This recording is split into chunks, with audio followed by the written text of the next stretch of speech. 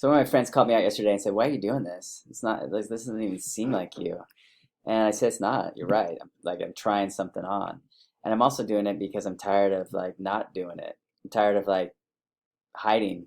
I'm also doing it. I started as an exercise for my students to like talk about poetry, and my idea is that we were going to do this together, and so but then it became an exercise in sort of just putting myself out there. I'm so used to like hiding or dimming myself down or playing small or placating or pleasing, and I don't know how that serves me. I don't really know how that serves anybody. How does that serve the world? How does that serve the people around? How does that inspire other people? And maybe that isn't that our job? It seems to me our job, our mission, or at least my mission or part of my mission or purpose is to inspire other people. Certainly my students, the people I'm around. And cheesy as it may sound, like we inspire other people by the work we do, and we raise consciousness. Maybe there's that, right? So, and then Fred Rogers, Mr. Rogers' Neighborhood. I like a quote he said. He once said, "The best teachers are those that happen to be doing what they love in front of other people." So, this is a prose poem, and if you may already know what that means, but if you don't, prose is just written in paragraphs. So anything we read in paragraphs, stories or nonfiction pieces or whatever. But why it's poetry is that it employs more of the elements we usually associate with poetry, with attention more on language than maybe on story or narrative. Although there is a story and narrative um, with this. I'm not sure why I froze up there.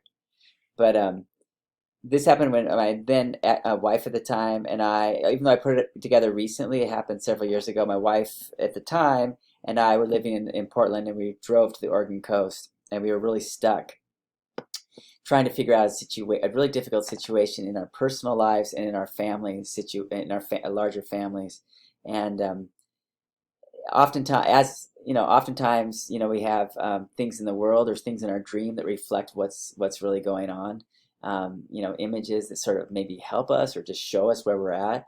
And friends can sometimes show up like that as well, right? People in our lives as reflections of ourselves. And in this case, we went to the beach and we saw a car stuck in the sand, spinning his wheels as the water came in and eventually swallowed it up.